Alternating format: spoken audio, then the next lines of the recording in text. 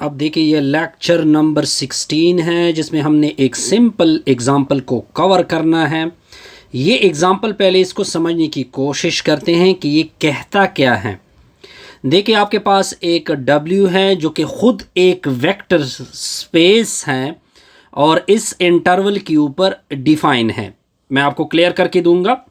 फिर W1 W2 वो भी किसी के ऊपर वो इस तरह डिफाइन है। W1 में जो है वो सारे पॉलिनॉमियल पड़े हुए हैं जी, जो कि इस इंटरवल के ऊपर डिफाइन है। W2 में क्या पड़े हुए हैं जी, डिफरेंशिएबल फंक्शन पड़े हुए हैं जी, जो कि इसके ऊपर डिफाइन है। W3 में क्या पड़े हुए हैं जी, वो कंटिन्यूस फंक्शन है जो कि इसके ऊपर डिफाइन है। और W4 में क्या पड़े हुए हैं जी, इंटीग्रेबल फंक्शन पड़े हुए हैं जी, जो कि इस तरह के है। हमारा टारगेट क्या है? हमारा मेन टारगेट ये है कि ये सारे एक दूसरे के सबसेट बनते हैं। ठीक हो गया जी, यानी एक दूसरे के सब स्पेस बनते हैं। किस तरह होगा? अब पहले W1 को देखते हैं कि W1 होता किस तरह है। तो सोल्यूशन देखिए, इसकी सोल्यूशन बड़ी सिंपल बनेगी। W1 एक सेट है, वो खुद बताया हुआ है। W1 जब सेट होगा यानी इसमें फंक्शन है जो कि 0 1 क्लोज इंटरवल 2 कुछ रियल के ऊपर डिफाइन है। ठीक है जी, इसमें इस तरह के फंक्शन है। ठीक हो गया जी। अब W2 में क्या पड़ा हुआ है जी, W2 में को किस तरह के फंक्शन है जी, डिफरेंशिएबल फंक्शन है। यानी एफ डैश मतलब डिफरेंशिएबल फंक्शन है, 0 1 2 R है। ठीक हो गया जी, इस तरह के फंक्शन है। W3 में क्या पड़ा हुआ है जी, W3 में कंटिन्यूस फंक्शन है जी। कंटिन्यूस के लिए मैं CTS लिखूंगा, फिर डॉट लिखूंगा, F2 वो 0 1 2 R लिखा हुआ है जी। और W4 में क्या पड़ा हुआ है जी, W4 में इंटीग्रेबल फंक्शन है। मतलब ये बना, इधर मैं लिखूंगा INT F डॉट 0 1 2 R, इस तरह है। अब हमने चेक करना है कि वो एक दूसरे के सब स्पेस बनते हैं। ये इसका सब स्पेस बनता है, ये इसका सब स्पेस बनता है, ये इसका सब स्पेस बनता है। और सारे कहाँ में पड़े हुए हैं जी, W5 में पड़े हुए हैं जी। पहले देखते हैं जी, पहले देखते हैं कि ये इसमें किस तरह पड़ा हुआ है। अब आप देखें, अगर आप W1 को देखें, अब देखिए अगर आप W2 को देखें, पहले W2 को देखते हैं। अगर आप W2 को देखें, W2 जो है इफ डैश फ्रॉम 0 to 1 वो क्या गिवन है जी, R गिवन है। जब ये फंक्शन डिफरेंशिएबल है, जब ये फंक्शन डिफरेंशिएबल है तो हम इसको पीछे लेके जाएंगे। तो इसका मतलब ये बना कि इफ खुद कि इसमें ऐसे फंक्शन आएंगे। अब मैं आपको एक चीज वजाहत कर देता हूं। अब देखिए इसमें ऐसे फंक्शन पड़े होंगे, इसमें फंक्शन ऐसे पड़े होंगे जो कि डिफाइन भी होंगे। अगर डिफाइन है तब इसका डेरिवेटिव, यानी ये एक्स्ट्रा इसमें खुद बहुत अंदर आ जाता है। तब अगर ये फंक्शन डिफाइन है तब इसकी डेरिवेटिव क्या हो रही है, एग्जिस्ट हो रही है। ठीक है, इसका मतलब है कि ये W1 के सारे फंक्शन इधर आ गए, तो W1 किस में इंक्लूड होगा, सबसेट बनेगा, या सब स्पेस भी बनकर कह सकते हैं जी। इसका पॉइंट क्लियर जी, बिल्कुल क्लियर। अब देखिए अब क्या होगा। अब अगर मैं इसको सब स्पेस करना शो कर दूं, ये तो क्लियर हो गया जी। अब क्या होगा, अब अगर मैं W3 को ले लूं, W3 जो है, अब देखिए ये फंक्शन जो है ये डिफरेंशिएबल हो गए। ठीक हो गया जी। और ये क्या हो गए जी, कंटिन्यूस हो गए। तो इसका मतलब ये बना कि इधर डिफरेंशिएबल फंक्शन पड़े होंगे, क्योंकि ये सारे फंक्शन जब डिफरेंशिएबल है तो वो कंटिन्यूस भी होंगे। तो इसका मतलब है कि ये W2 किस में आ जाएगा, W3 में आ जाएगा। जब कंटिन्यूस फंक्शन होंगे और तो कंटिन्यूस होते हैं वो इंटीग्रल भी होते हैं, तो W3 किस में पड़ेगा जी, W4 में। सिमिलरली हम लिख सकते हैं कि W1 W2 में पड़ा है, W2 W3 में पड़ा है, ये सारे सब स्पेस हैं एक दूसरे के, तो ये सारे एक दूसरे के क्या है और वेक्टर स्पेस 5 में पड़ेंगे। पॉइंट क्लियर होगा जी? बिल्कुल सर क्लियर। अब इसके बाद हम डिस्कस करेंगे इंटरसेक्शन। एक थ्योरम सिंपल सी आएगी, ये थ्योरम हम डिस्कस करेंगे, थ्योरम 4.6। क्या कहता है जी? एफ वी, आपके पास एक V है और एक W है, आर बोथ सब स्पेसेस। ये सब स्पेस हैं, किसके सब स्पेस है? Of a vector space V, U, vector space U के सब स्पेस है। देन इंटरसेक्शन, तो हमने शो करना है कि V और इंटरसेक्शन W वो भी क्या बनेगा? इज आल्सो सब स्पेस। सिंपल सा टारगेट है जी, इसको प्रूफ करते हैं जी। अब देखिए V और W बोथ सब स्पेसेस है। V और W क्या है? बोथ सब स्पेसेस है। अब पॉइंट को देखते जाइए, मैं इसको किस तरह प्रूफ करूंगा। V एन W क्या है? सब स्पेस है। जब ये सब स्पेस है तो इसमें भी जीरो वेक्टर होगा, इसमें भी जीरो वेक्टर होगा, तो इसका मतलब है कि जीरो वेक्टर V में भी होगा एंड जीरो वेक्टर W में भी होगा। जब दोनों में है तो इंटरसेक्शन में तो मस्ट आएगा, तो V इंटरसेक्शन W में भी, तो ये आपकी कंडीशन 1 होल्ड हो गई। ये एक तरह की क्राइटेरिया होती है कि जब आप सब स्पेस का शो करते हैं तो वो एक दूसरे के, इसमें जीरो वेक्टर होना चाहिए, वो हमने साबित किया। अब नेक्स्ट हम क्या चेक करेंगे? नेक्स्ट कंडीशन 2 को चेक करेंगे। कंडीशन 2 चेक करेंगे, मान लो कि दो वेक्टर स्मॉल u और स्मॉल v मैंने VC लिए, ठीक हो गया जी। अब देखें, या मान लो कि V1 और V2 है, मान लो कि V1 और V2 मैंने इंटरसेक्शन से, यानी V इंटरसेक्शन W में पड़े हैं। जब V इंटरसेक्शन W में पड़े होंगे, इंटरसेक्शन में जो होता है वो दोनों में होता है, तो वो एंड आएगा, V1 V2 belong to W होगा। अब ये तो सब स्पेस हैं, तो सब स्पेस की कंडीशन के मुताबिक इसका सम भी V में होगा, तो सब स्पेस की कंडीशन के मुताबिक ये W में भी होगा। अब V1 प्लस V2 V में भी है, V1 प्लस V2 W में भी है, तो इसका मतलब ये बना कि इसके इंटरसेक्शन में भी होगा। तो इस तरह ये कंडीशन नंबर 2 भी क्या हो गई? होल्ड हो गई। इसका मतलब ये बना कि दोनों कंडीशन, जीरो वेक्टर भी आपके लेके आए और सम भी लेके आए, तो V intersection W is also सब स्पेस हमने शो कर दिया। यहां तक पॉइंट में कोई मुश्किल नहीं होगी सर, बिल्कुल कोई मुश्किल नहीं।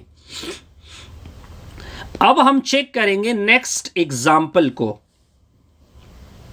नेक्स्ट एग्जाम्पल क्या है जी? डिटरमाइन, नेक्स्ट एग्जाम्पल नंबर 06 है। क्या कहता है? डिटरमाइन कर दे whether each subset of R square, number A point क्या है? The set point on the line, the set of point on the line, एक लाइन है जी, x plus 2y equal to 0। B part इसका क्या है? The set point on the line, the set point on the line, line क्या है जी? x plus 2y equal to 1। पहले कंडीशन, पहले इसको चेक करते हैं कि ये सब स्पेस बनेगा कि नहीं बनेगा। ए को चेक करते हैं, तो हमने कितनी कंडीशन चेक करने हैं? 2 कंडीशन चेक करने होते हैं।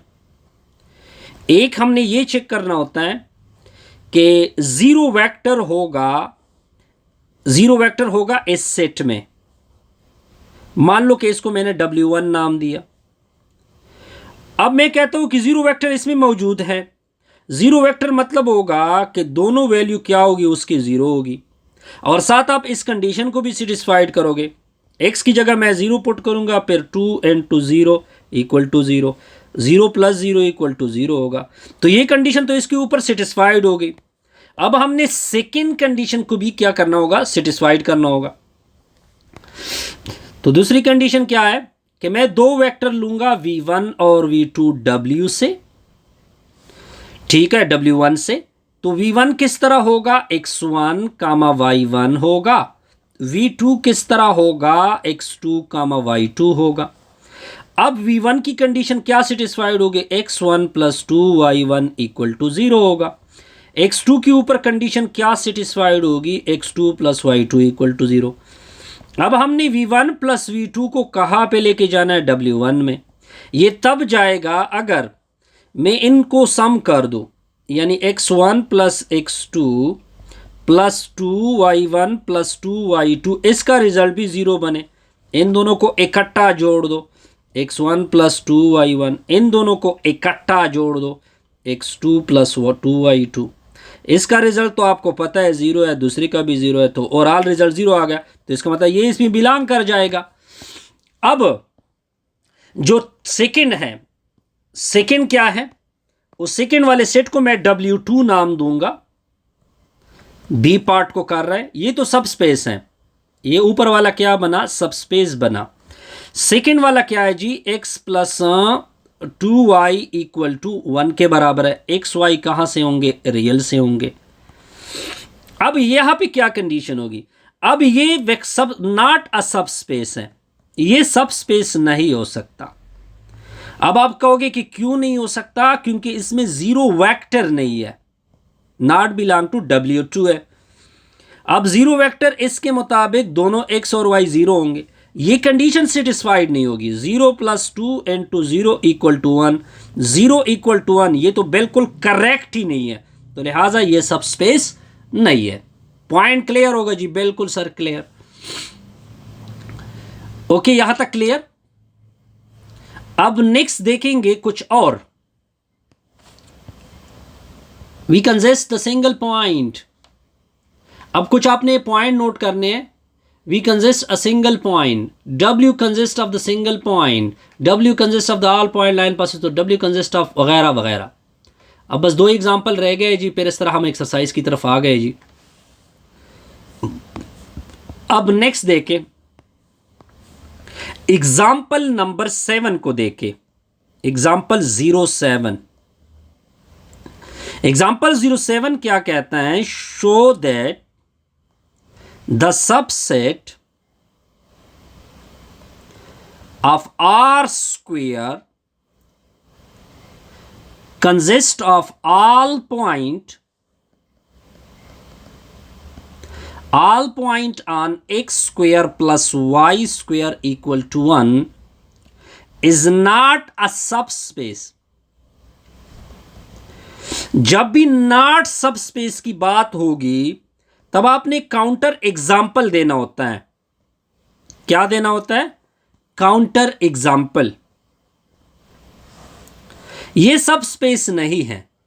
अब आप कहोगे कि क्यों सबस्पेस नहीं है, क्योंकि अगर मैं 101 एलिमेंट ले लूं R स्क्वायर से, या मान लो इसको मैंने W सेट नाम दिया, एक और वेक्टर ले लूं 01, वो भी मैं W से, दोनों ये कंडीशन सेटिस्फाइड कर रहे हैं। एक 1 का स्क्वायर प्लस 0 का square equal to 1, 1 equal to 1, दूसरे के ऊपर 0 का स्क्वायर प्लस 1 का स्क्वायर इक्वल टू 1। लेकिन अगर इनको 8 किया जाए, इन दोनों को 8 किया जाए तो 1 1 आएगा ना, वो W को बिलोंग नहीं कर सकता। क्यों नहीं कर सकता, क्योंकि आप ये कंडीशन सेटिस्फाइड नहीं कर रहे। 1 का स्क्वायर प्लस 1 का स्क्वायर, ये 2 आ जाएगा, 2 इज नॉट इक्वल टू 1। यहां तक पॉइंट क्लियर जी, बिल्कुल सर क्लियर। अब आगे देखते जाइए, नेक्स्ट एग्जांपल नंबर 8 को देखते हैं जी। एग्जांपल 8 क्या है, डिटरमाइन whether each subset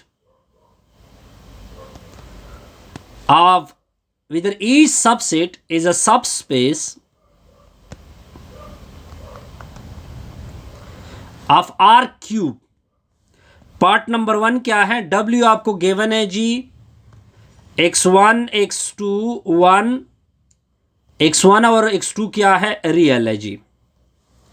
तो इस एग्जांपल का तो ये कन्फर्म है, इसमें जीरो वेक्टर पॉसिबल ही नहीं है, इसमें जीरो वेक्टर नहीं है। तो जब जिसमें जीरो वेक्टर नहीं होगा तो वो तो सब स्पेस नहीं हो सकता। अब आप कहोगे कि सर जीरो वेक्टर इसमें क्यों नहीं है? जीरो वेक्टर तो इस तरह होता है ना, 0 0 0 0 0 होता है, जबकि इसका एक एलिमेंट ये फिक्स है, ये हमेशा 1 होगा, और इधर तो 1 नहीं हो सकता, इधर तो हमेशा 0 होगा, तो ये सब स्पेस नहीं है। बी पार्ट देखते जाइए। W की वैल्यू क्या है जी? x1 प्लस x3, ठीक है। x1 और x3 कहां से हैं? वो R से है जी। ये सब स्पेस हो सकता है, ये क्या हो सकता है? सब स्पेस हो सकता है। अब आप कहोगे कि सब स्पेस किस तरह हो सकता है जी? ये